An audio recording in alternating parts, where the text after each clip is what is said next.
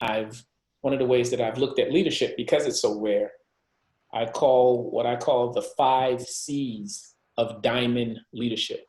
And I equate it to a diamond because it's so rare, but it's so valuable. And you don't just see diamonds lying around on the street. You have to dig deep to find a diamond, right?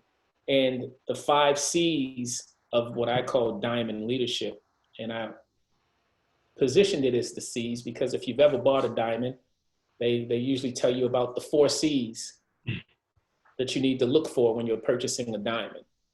And I don't know if you brothers have ever, if y'all married, engaged, or anyone, maybe y'all just back in the day, you had your little Allen Iverson bling. I don't know, but they teach you about the 4 C's of purchasing a diamond. And y'all might have to help me out, but I think it's color, clarity, carat, and cut, right? Those are the 4 C's of diamonds that you need to look for to identify a quality diamond. Well, I've added a fifth because they don't tell you about it, but you truly feel it, is the cost, right? There's that 5th C that they don't really tell you about until it's time to make that purchase. And so the 5 C's of diamond leadership, in my opinion, are competence, confidence, commitment, consistency, and concern.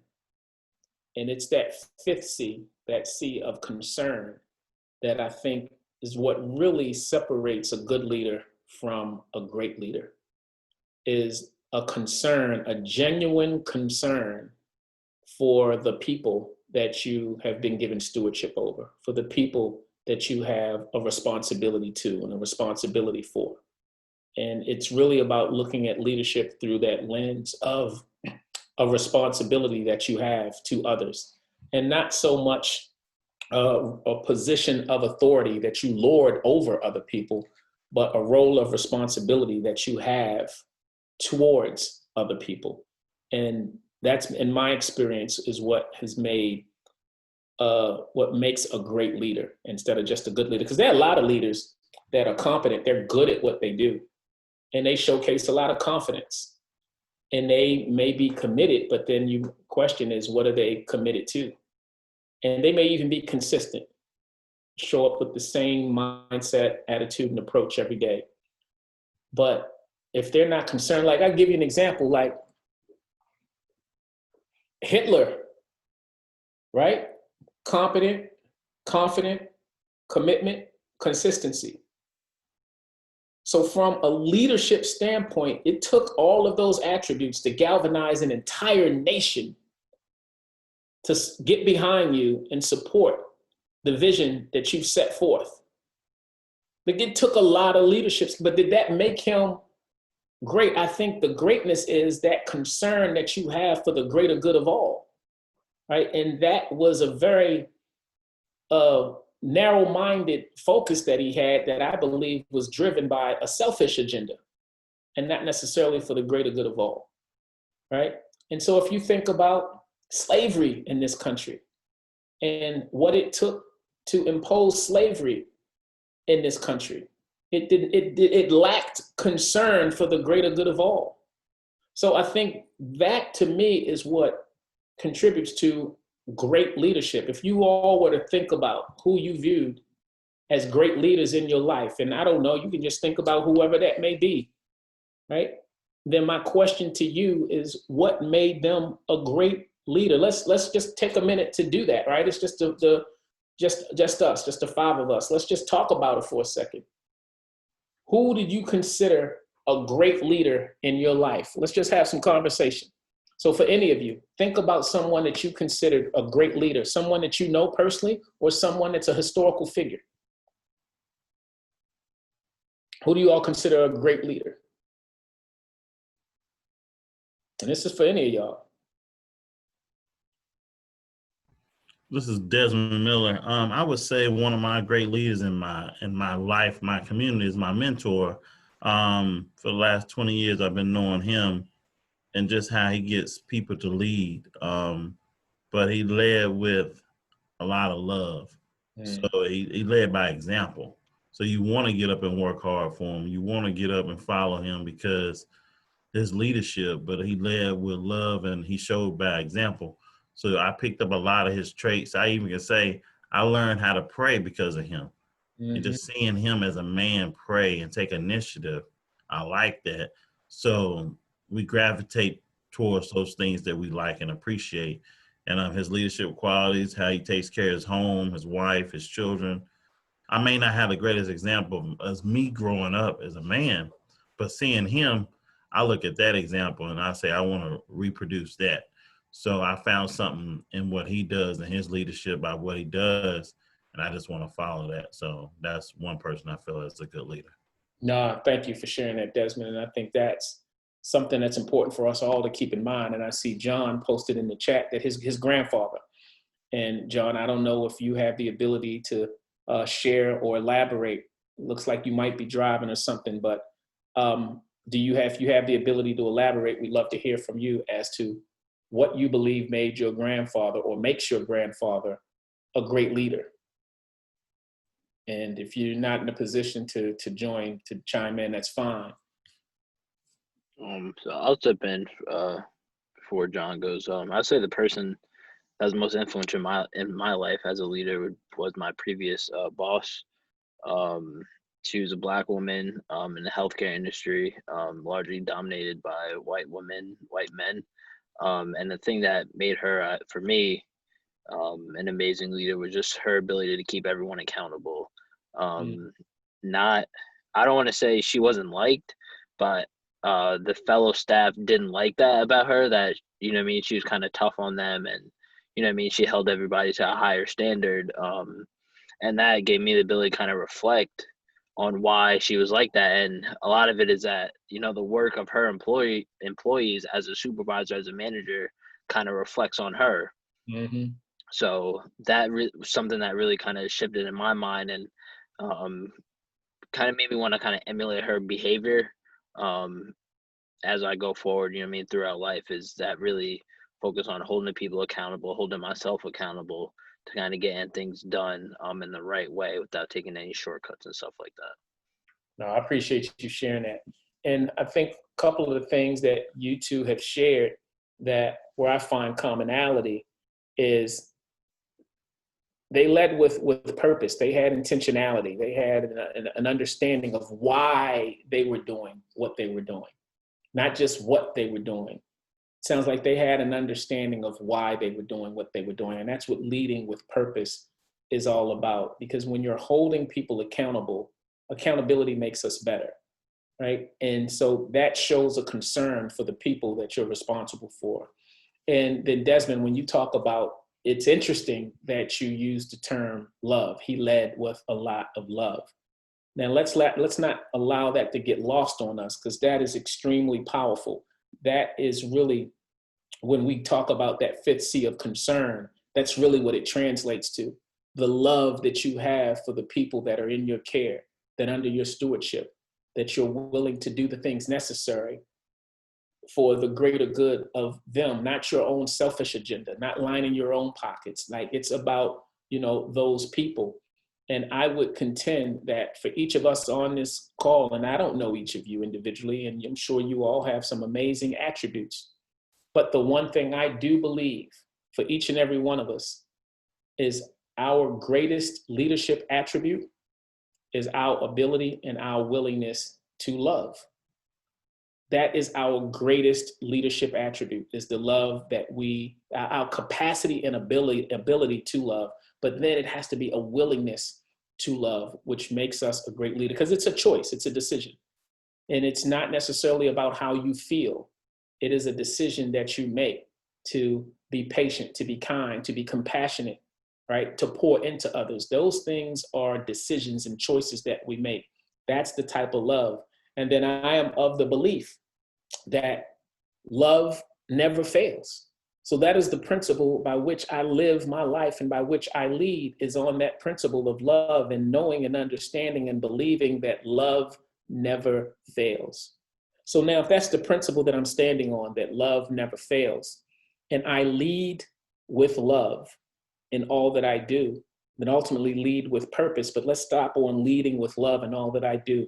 And just through the transitive property of equality, if you will, if love never fails and you lead with love in everything that you do, then everything that you do, you will reign victorious. You will win. Your life now becomes about wins and lessons. You can completely and totally remove the loss column out of your life. And your life is now about wins and lessons. Because even if you don't achieve what you perceived or believe to be a win in a specific initiative or effort, as long as you are learning the lesson that you can now apply to that next output, that next initiative, that next effort, that's just the lesson that's contributing to your next win. Because if you're leading with love, it's impossible for you to fail. So I lead with love in everything that I do. I told you guys I'm going on my 18th year of marriage. I have an awesome marriage. And I'm winning as a husband because I lead with love in my marriage. My relationship with my son, man, I love him to like nothing else. And he's 8 and he's gonna be 8. So I gotta discipline him. But my relationship with my son, I couldn't ask for a better relationship with my son. And I'm winning as a father, because I lead with love as a father. And if love never fails, then I won't fail as a father. Love never fails, I won't fail as a husband. My business is thriving, and I'm so grateful and appreciative of that. But I'm winning as a business leader, as a business owner, because I lead with love in my business. And if love never fails and I lead with love as a business leader, then my business will win, will thrive, will always succeed. And so that is our greatest leadership attribute for each and every one of us, is our capacity, our ability, and then our willingness to love. And the thing about that willingness part, that's the choice and decision that we have to make. And you all have tremendous gifts and abilities and skills. I have no doubt about that.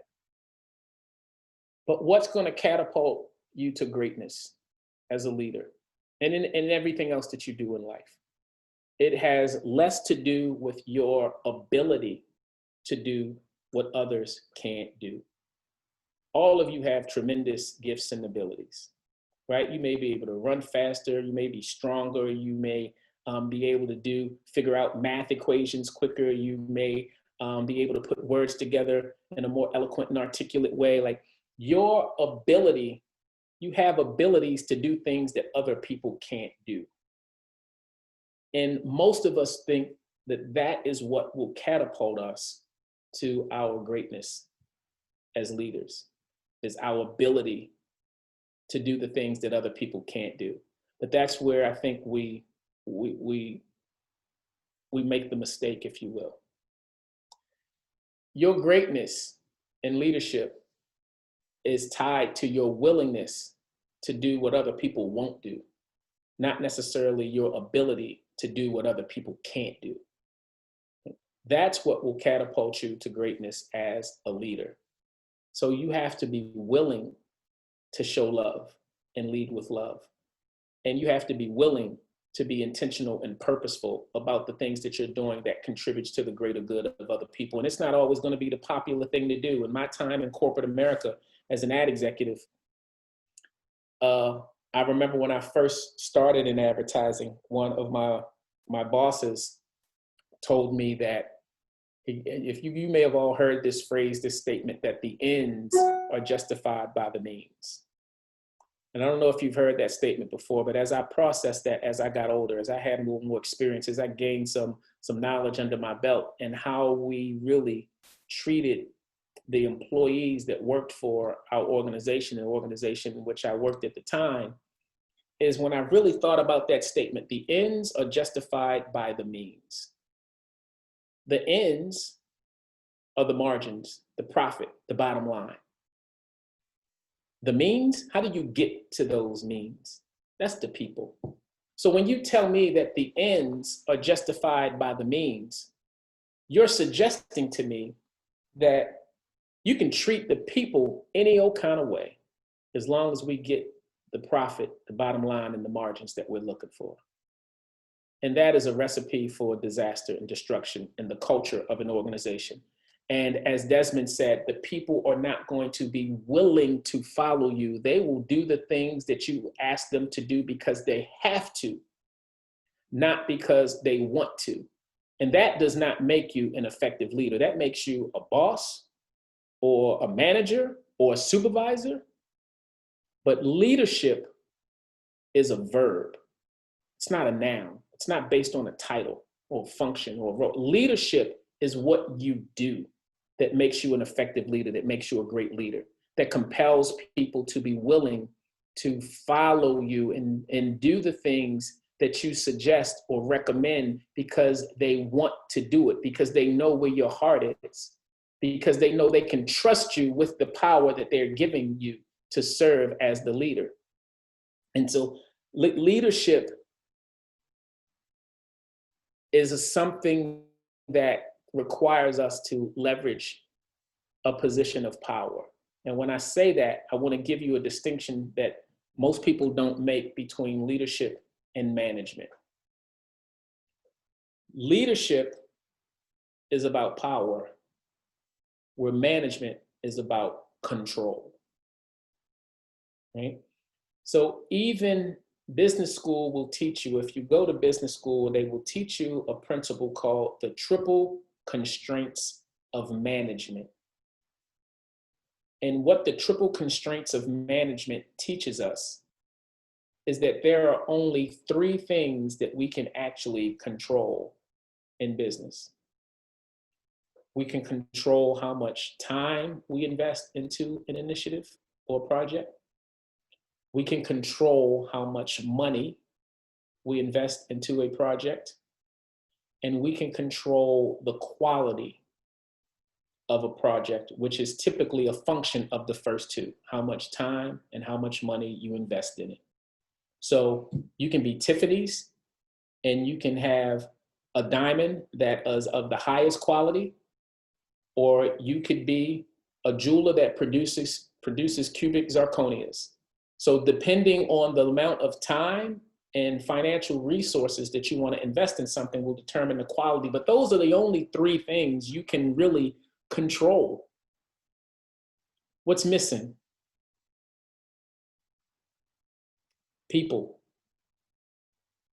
Because you can't control people. As much as you may think you can, as much as you may try, you cannot control people. You have absolutely no idea what any person is going to do on any given day. You show up to work one day and you tell True, I need you to go do such and such. And man, depending on how fed up I am with you and all of the foolishness and shenanigans that I've been putting up with, I might just wild out that day. And you have absolutely no control over that. You can't control people, and we make the mistake of trying to do that because we have a title, we have a position, we have a status. But you can lead people. And that's why I say, well, management is about control. Leadership is about power. Because the person that is put in the position of leadership, it really boils down to whoever has the most responsibility needs the most authority in order to be effective. The coach of the team has to have the most authority in order to be effective. The teacher in the classroom, the professor in the classroom has to have the most authority in order to be effective. As a parent, you have to maintain a level of authority over your children in order to be effective. So whoever has, but it's because you have the most responsibility. And so that's what I mean by leadership is about power. But where does that power come from? And again, listen to me close, fellas, because people miss this. The power comes from the people. They choose to give you the power because intuitively they understand that the person who has the most responsibility needs the most authority to be effective. So the people choose to give you the power. They say, okay, Khalid, we're going to allow you to lead us. You're the biggest, brightest, strongest, fastest. Okay, we realize that you're the best candidate to lead us. So we're going to give you the power. Tell us what to do. How are you going to get us from point A to point B? How are you going to get us from bondage to the promised land? How are you going to get us from this point across the Red Sea? All right, you are the best equipped and positioned and experienced to do what we know collectively we need to accomplish. So the people make a conscious decision to give us the power as leaders. Now it's up to us to maintain that power to be an effective leader. Now, what's the best way to maintain because power, man, power can be one heck of a drug. Power can be addictive. Like I've seen people take power and just simply abuse it. It can be addictive. So what's the best way to maintain power if you want to be an effective leader? I would say make sure everybody's needs are met. That's good. That's good. Anybody else?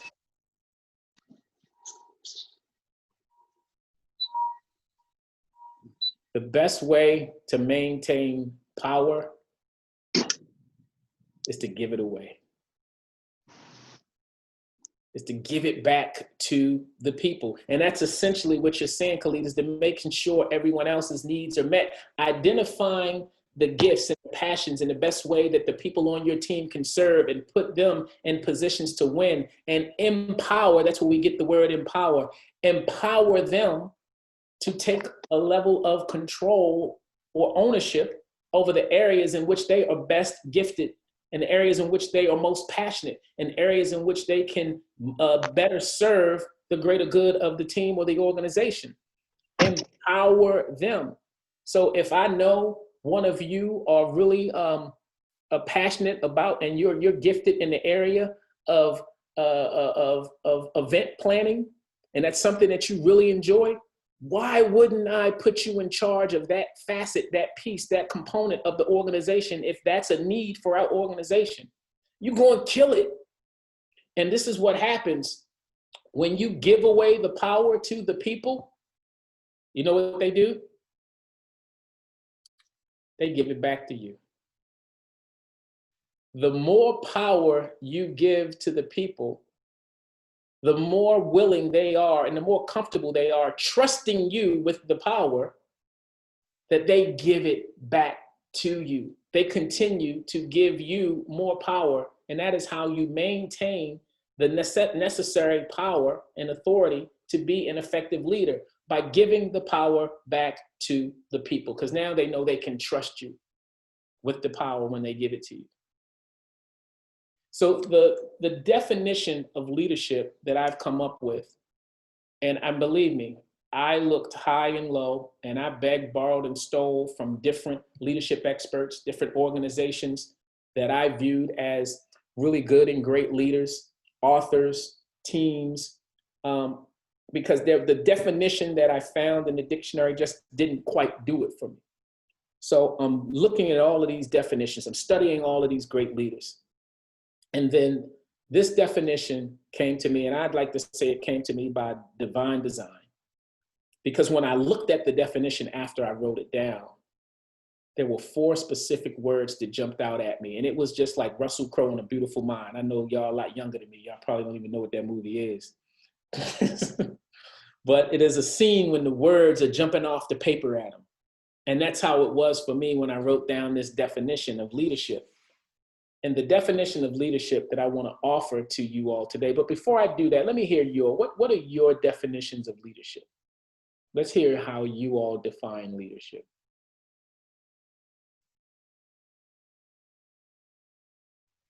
I would say you guys are leaders. You're all leaders. So hopefully you understand the responsibility that comes with that. And how do you define it? Because you are a leader. And so because you are a leader, it is my hope that you can define the position and the function of leadership. I was gonna say leadership is the ability to influence others' behaviors, whether it be positively or negatively. But yeah, I think that's overall just again the ability to kind of influence people to do the things that you kind of see fit or need to be done from an organizational standpoint. I love it. I love it. Operative word in there too is how you influence others. I love that. Yep. Anybody else?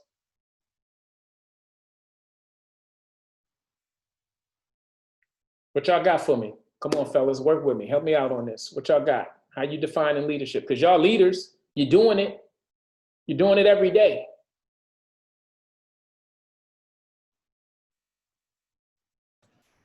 To inspire and influence others toward achieving measurable outcomes through shared purpose. Oh man, now we're cooking with gas. Y'all knocking down the door with this. Y'all knocking down the door. Shared purpose, inspire, shared purpose. Bam.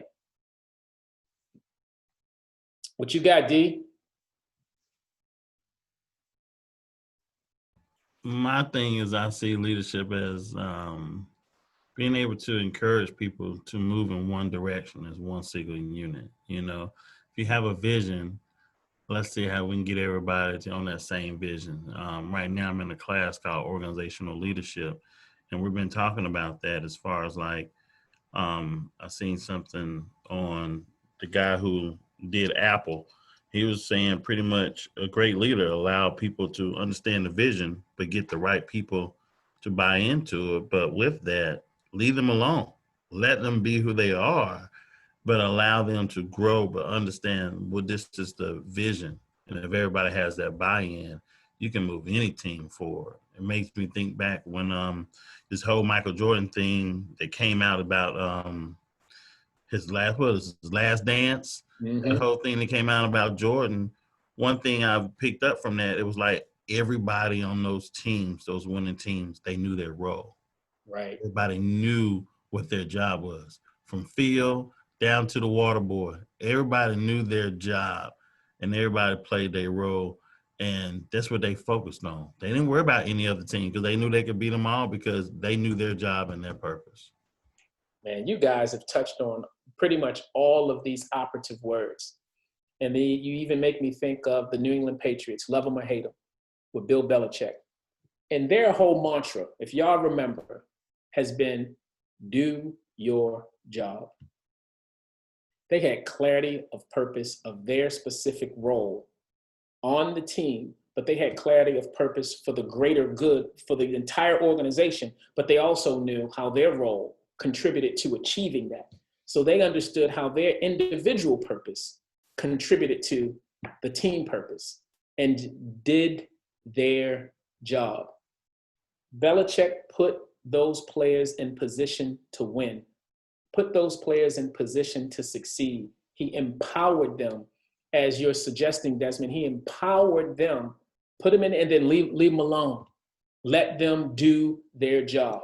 And everyone understood what that was. Clarity of purpose is so important. And you talked about the shared vision. And that comes after purpose, is the vision, where everyone knows where we are going. Right? Everyone has to know that. That has to be clearly articulated, a clearly articulated purpose, vision, mission, and values. That's one of the things that great leaders understand are important, that you don't keep that as a secret. You don't just hold on to that yourself. You share that with everyone and trust that they can contribute to improving upon it if necessary. Right? So my definition of leadership, and it really is a summation of everything that you all just shared, and that's what I'm really loving this right now, is leadership is defined as the process of influencing people by providing them with purpose, vision, and direction to accomplish the greater good of the team. I'm going to say that one more time, because there's a couple of words in here I want you guys to catch. Leadership is the process of influencing people by providing them with purpose, vision, and direction to accomplish the greater good of the team. And that closing part is it has to accomplish the greater good of the team, not about any single individual, including that leader. Right? And so it touches on everything that you all just shared. And so there were 4, and when I wrote it, right, and I felt good about it, and then that beautiful mind moment, there were 4 words that jumped out to me, and it bugged me out because I was like, wow, this is kind of dope right here. Because as a speaker, I like to use alliteration, right? And so it was 4 P words, and they all jumped out at me. And I was like, oh man, this is crazy. I got to make a talk out of this just alone, right? And I just gave you the definition twice. Can anybody tell me what that first P word was in the definition of leadership? Purpose. Nope, that was the last one. Let me see. Leadership is the process. Oh, process, yeah. Leadership is a process. It's what we do. It's not because I'm the vice president. It's not because I'm the president. It's not because I'm the CEO. It's not, all right, that's a title and that's a position. That in and of itself does not make me a great nor effective leader. Leadership is a process. It is an action. It's the things that we do. It's a verb. We have to remember that. When we say lead by example, when we say lead by love, right? Love is an action. It's a choice. It's a decision. It's how we treat people, right? So leadership is an action. I mean, yeah, leadership is a process. It's an action word. Now, what about that second P? So keep that in mind. It's what we do. What about that second P? Anybody remember that? Leadership is the process of influencing people. It's about the people, y'all. It's not about you.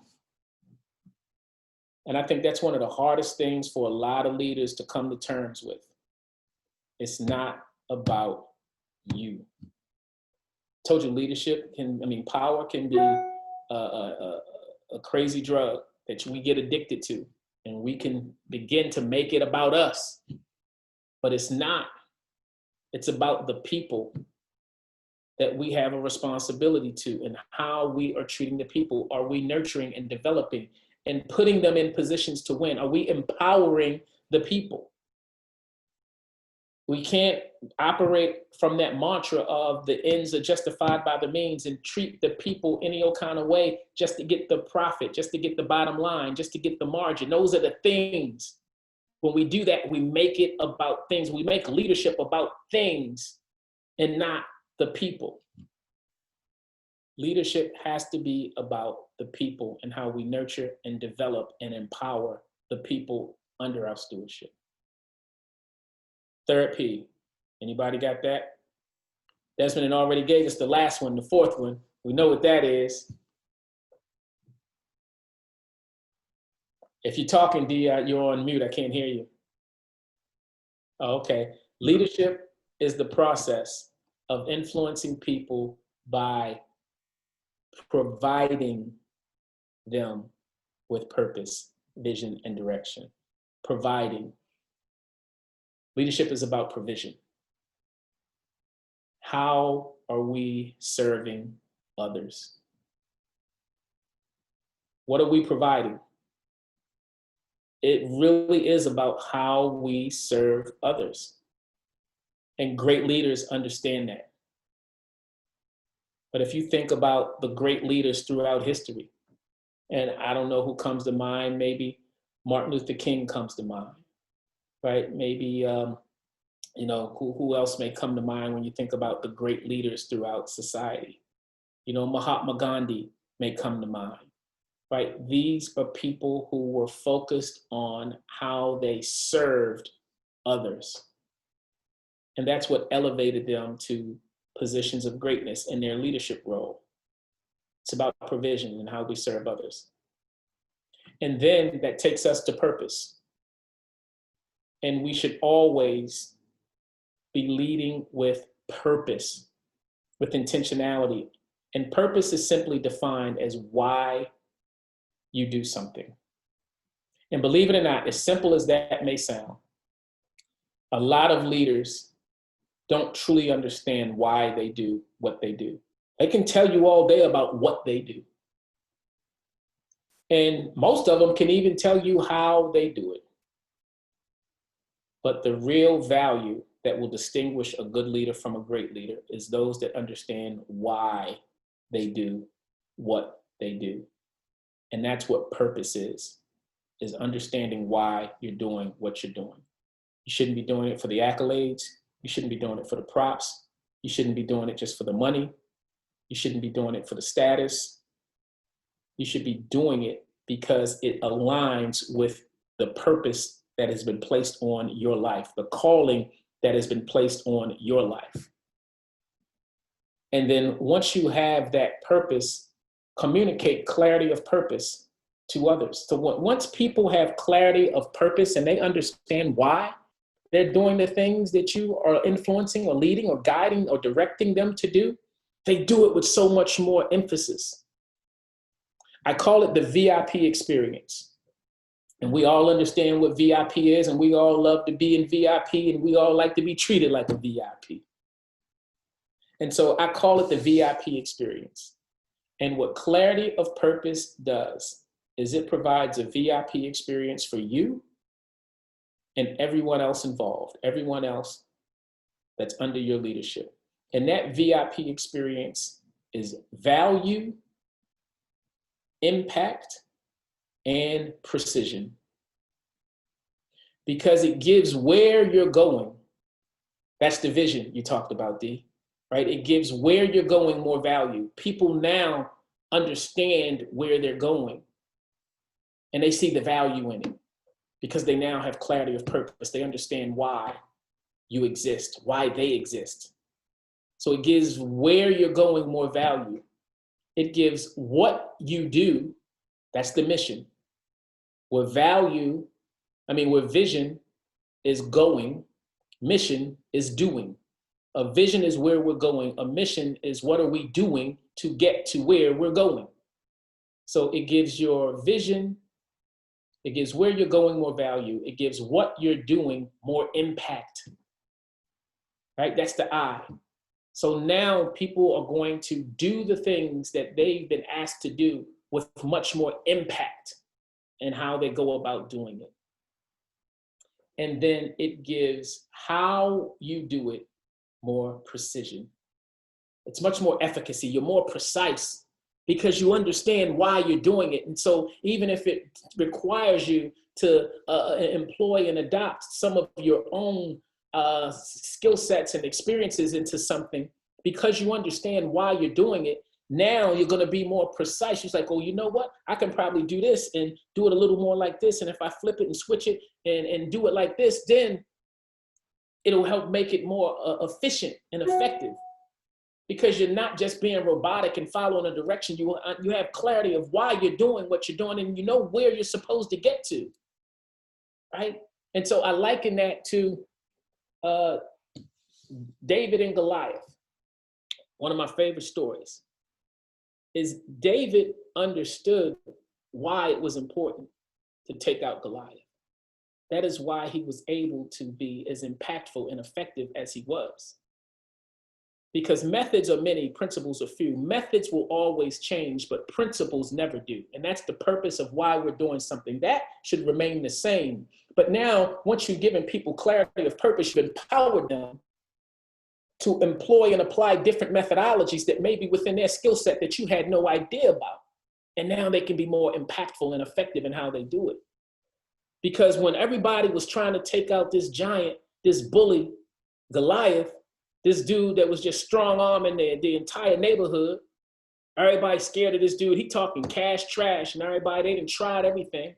Then little David shows up and be like, yo, what's the deal? They was like, yo, this dude down here running his mouth and can't nobody see him. They was like, oh, look, I holler at him like, yo, give me a shot. It's like I see my man Saul offering a reward. He offering some money. He offering a spot at the crib, at the palace, and he offering one of his daughters, the fine one, too. Like, let me shoot my shot. And so Saul's like, all right, this is how we take out bullies around here. He said, you got to wear this armor, you got to take this shield, you got to put on this helmet, you got to carry this sword. You know, this is how we do it. David tried it on to be like, yo, I can't rock with this. This don't work for me. But what's the purpose? Help me understand what ultimately what are we seeking to achieve and accomplish here? He's like, well, we got to take this dude out. David's like, all right, well, take all this stuff off me. If that's ultimately what we're trying to accomplish, I just graduated from DeVry, so I can put together this slingshot app. Like, I'm going to pull together this slingshot app, and I think that might be able to do the job. Because ultimately, it's accomplishing the same thing that you said we're here to accomplish. I can apply a different method to get it done.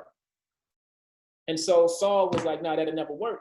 But because he had clarity of purpose, he understood the purpose, it was effective. He had impact, right? Value, impact, and precision. He saw the value. He was much more impactful, and he was much more precise because he had clarity of purpose. So that is why it's so important to lead with purpose, and not just because I said so. And not just because this is the way we've always done it. Be open and transparent with people. Empower them to come up with new and innovative and creative ways of doing things by empowering them with the knowledge and understanding of why it's important.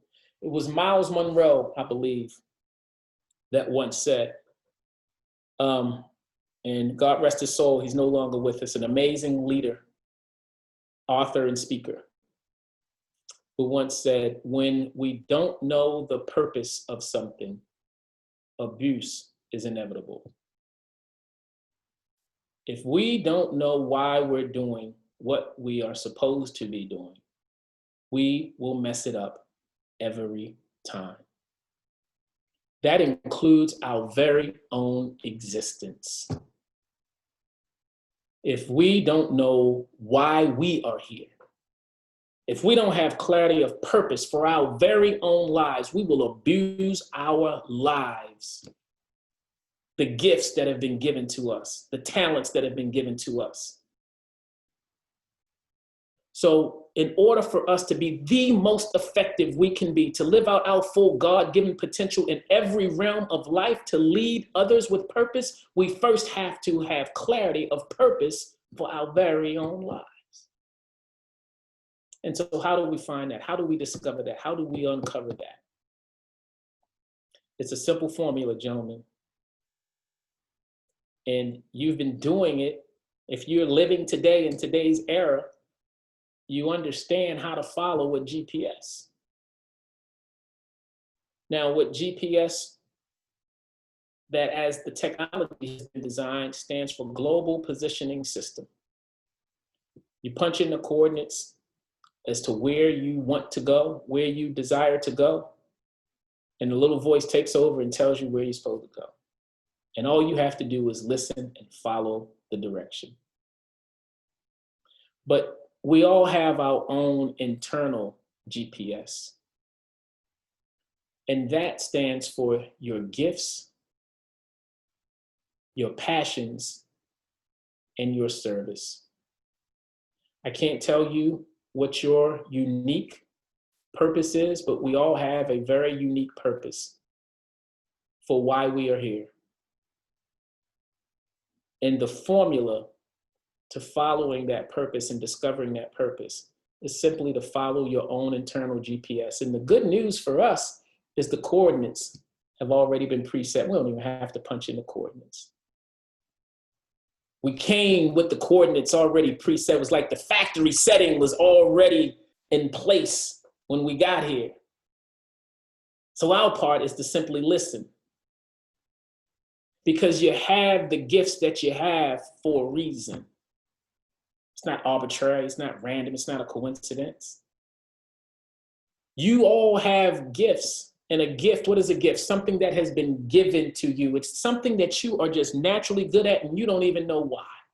You're just good at it. Better than other people at it. And people tend to come to you for it, whether it's helping them figure out some technology, whether it's helping them to write a paper, whether it's helping them to put some fashion together, whether it's some form of selection process, whether it's in sports or whether it's in music. You're gifted, and you didn't do anything. It was something that was given to you, but it was given to you for a reason. So that's the first part of that formula, is to recognize and appreciate and trust your gifts. Then the second part of that GPS is your passions.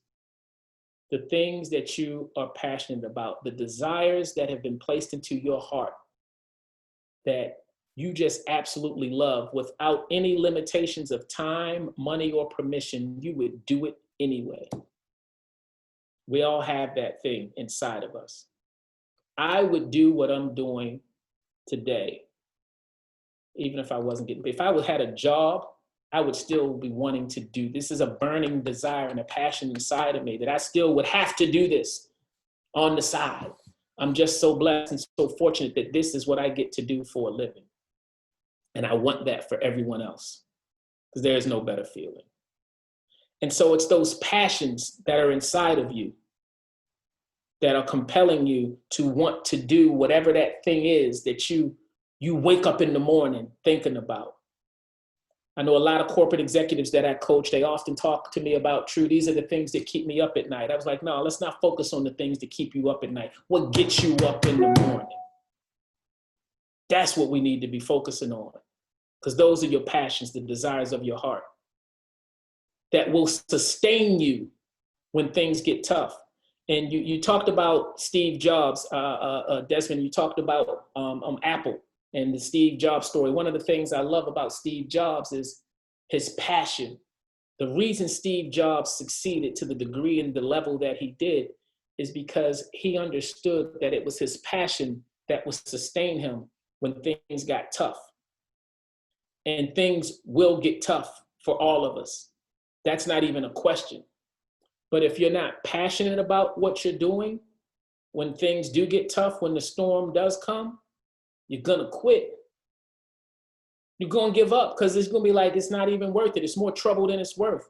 That's why it's important that you are aligned with the things that you're passionate about. And those passions aren't a coincidence either, no more than your gifts are. But the key is to identify the intersection point between the two. That's the key. That's how we discover that purpose in the area in which we have been created to serve, and which will make us the best possible leader that we can be, is when we find that combination, that intersection point between our gifts and our passions. And so you can be gifted in something, but if it's not your passion, if you're not passionate about it, like I said, when things get tough, you're gonna quit. And you can be passionate about something, but if it's not your gift, you're just not gonna be good at it. And you won't be that competent. Remember, we talked about the 5 C's of Diamond Leadership. Competence, being good at it, was at the top, right? So for me, like, I'm passionate about music. I love music. I love gospel music. I love R&B music. I love soul music, right? I love music. But bro, trust me, it is not my gift. I can't sing a lick. So you will probably not hear any multi-platinum R&B albums coming from me. Right? But I've discovered my intersection point between my gifts and my passions, and I know that is where I've been called to serve others, where I've been called to provide a service for others, provision, which has put me in a position to be an effective leader. Because I can't lose. I can't lose, y'all. And that's not even from a place of arrogance. That's just when you are doing the thing that you are supposed to be doing with your life, you cannot be stopped. Now, obstacles will come, but you cannot be stopped. But if you're doing something with your life that you're not supposed to be doing, you haven't been gifted, you haven't been passionate, you haven't been purposed, then my personal opinion is you should be stopped. Because you're cheating yourself and the rest of the world. Because you're not doing the thing you've been sent here to do. And there are lives that you have been sent here to touch and impact that will not get touched and impacted unless you are the one to do it. So it's your intersection point between your gifts and your passions. And then that is the area in which you serve. And it takes some figuring out, some discovery, right? So I went to school for electrical engineering. I went to DeVry University, graduated from DeVry with a degree in electrical engineering, and then realized, man, I do not want to do this with my life. So I moved to LA. And don't laugh, y'all, this is a true story. I moved to LA to be a rapper. I did, D. Come on, D. You look disappointed in me. I moved to LA to be a rapper. Because when I was in college, I emceed and DJ'd all the parties. And I got a lot of fanfare. I was like I could tell, I knew I was good at it, right? And so I was like, wow, like I'm pretty good at this and I like it. Matter of fact, I love it, right? So when I graduated college, I was like, I'm gonna give this a shot. And it was in the early 90s. So LA was the scene then, you know, it was Snoop, it was Dre, it was Cube, it was like LA was popping. And I was like, you know what? I bought me a one-way ticket to LA and I chased my dream. I trusted my gift. I trusted my gift. And it is a risky thing to do, but trust your gifts, gentlemen, because that's what led me to where I am today, right? I trusted my gift. So I was out there chasing the microphone, thinking I'm gonna be a multi-platinum selling MC, rap artist. And I had some moderate success. I mean, I met Snoop, I met Dre, I met Cube, I met a lot of those West Coast dudes. I opened for the Lynch Mob. Y'all too young, y'all don't know who the Lynch Mob is. But I opened for the Lynch Mob, and man, I had some successes, had a good time. While I was in LA, I met a young lady who had her own apparel company. She did all of the licensing apparel for Converse, the sneaker company, and she started giving me gear to wear at my shows, right? And so she then reached out to Converse, which was based in Boston. Told y'all I lived in Boston. She then reached out to Converse to say, hey, there's this kid out here that's making a lot of noise for the brand. Y'all might want to holler at him. And so they reached out to me and said, hey, we're about to launch some new products and we're looking for brand ambassadors, influencers, if you will, in different cities, different markets across the country. Would you be interested in being our LA rep? And me at the time, I'm like, yo, how much y'all pay, right? I'm like, they was like, yo, it paid $300 a week. And I was like, let me get this straight. Y'all gonna pay me $300 a week to wear the gear that you send me and give away product? Sign me up. So I'm doing this for Converse, and I helped blow the brand up in LA. And so they then offered me a job in advertising at the ad agency where they worked. I mean, the ad agency that promoted their brand. But that would have required me to move to Boston. They said, hey, can you do what you did for us in LA? Can you replicate that for us across the rest of the country? We want to create a position for you at our ad agency where you help us understand how to do what you did for us in LA across the rest of the country. So long story short, I took the job in Boston at the ad agency. Was good at it. A couple of years later, started my own boutique ad agency. And then that blew up and I got acquired and bought out by a larger publicly traded company and then got my first taste of entrepreneurship and then took on and just took it off from there. But I say that to say, I recognized my gift early. And my gift was the ability to impact people's lives by using my words. By putting words together to impact and influence people's lives. And so the reason I gravitated to rap is because I had the gift of putting words together to influence and impact and move people. And so I had some success in that, but not my ultimate success. So that opened doors. I trusted my gift. Then that opened doors for me in the advertising world. And so when I got into the advertising world, I was good at it and I was successful. Had never gone to school for marketing, communications, or nothing like that. It was the gift. Because if you think about the gift, the ability to use words to impact and influence people, choices and decisions, it's the same gift that helped me succeed in rap, that helped me succeed in advertising. What is advertising? The ability to use words to influence people's actions, choices, and decisions. The same gift. The application of the gift was different. So the gift works, but it's not going to take you to your ultimate level of efficacy as a leader until it's being applied for the right purpose, right? And so from advertising, that led me to start True Access in 2012, which is essentially me being a speaker, a trainer, and a workshop leader. And what do I do today? I use words to impact and influence people's lives, choices, and decisions. And now, through trial and error, I am truly in alignment with my assignment for what I have been placed on this earth to do. I am leading with purpose because I am on purpose now. I was close before, but it wasn't quite right. You know, the curl didn't quite curl all the way. But now I'm fully aligned with the thing I've been called to do.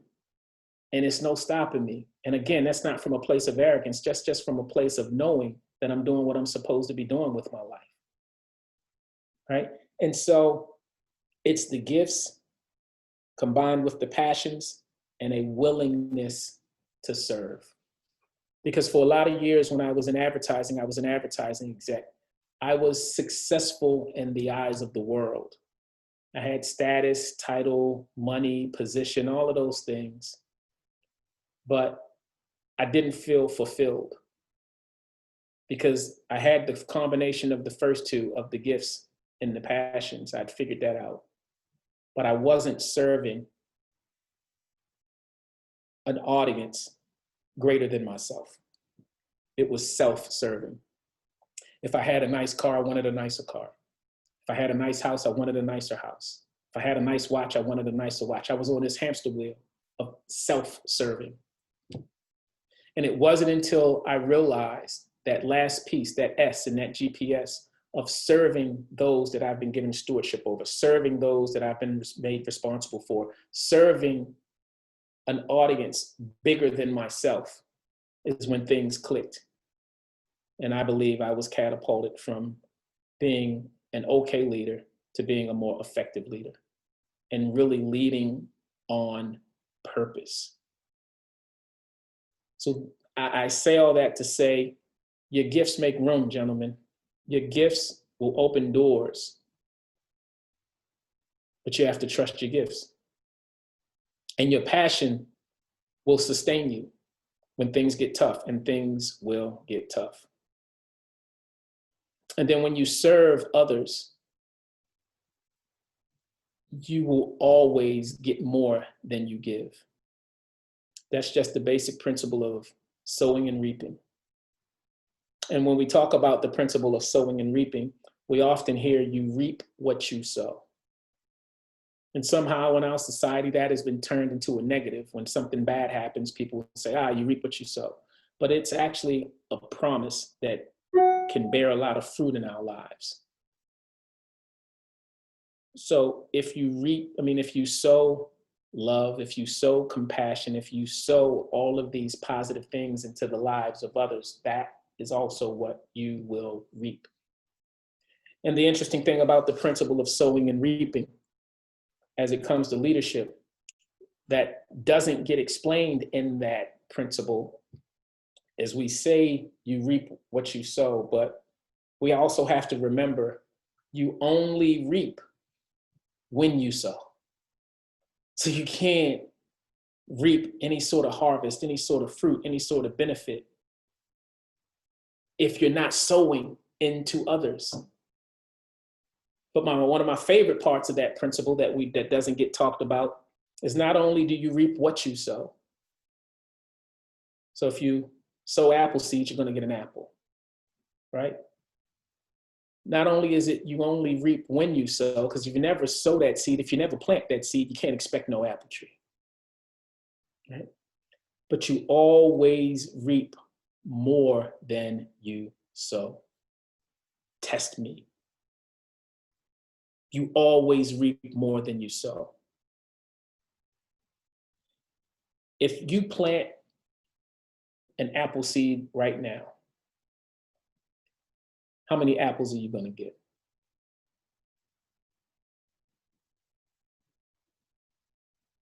We don't know. Ain't no telling. We don't know. But I you can tell get you more what, than what you planted. it's more than one. Yeah, yeah. It's way more than one. We don't know. So that's the service piece of it. That's the provision. How are you providing for others? So it's that GPS to purpose. And once you have clarity of purpose for yourself, then you understand the value that you can contribute to the organizations that you align yourself with and how you lead others. And be very open and transparent about sharing that purpose. When you are leading a group of people, when you are leading others, make sure they understand why they are doing what they are doing as a part of your organization, as a part of your team, as a part of your group, whatever you're leading. Make sure they understand why they're doing it. But before they can understand, you need to understand. Why are you doing it?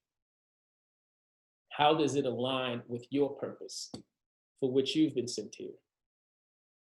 And then you can influence people, as you talked about, Khalid. Right? That's the influence. That is where the efficacy of that influence comes in. But to be great, you have to be willing to do the things that other people won't do. You're gifted, you're educated, you're talented, and that's awesome, and I applaud it.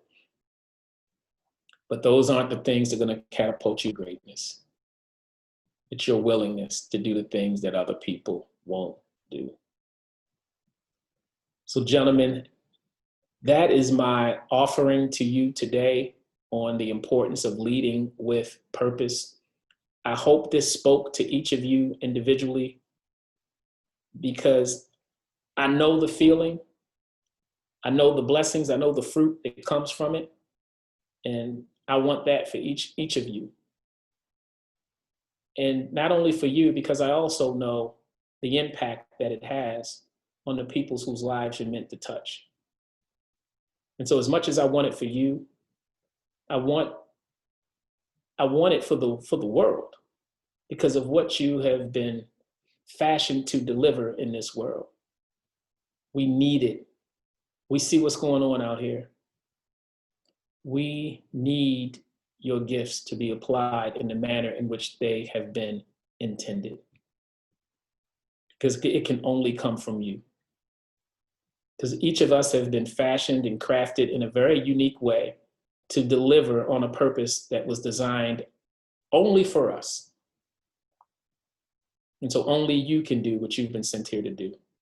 And for someone that's raising a young prince into this world, I need you all to do your part to help make this world a better place. So that is my message for today. I'm happy to, and I know we have a couple of minutes left. I'm happy to answer any questions that any of you brothers have.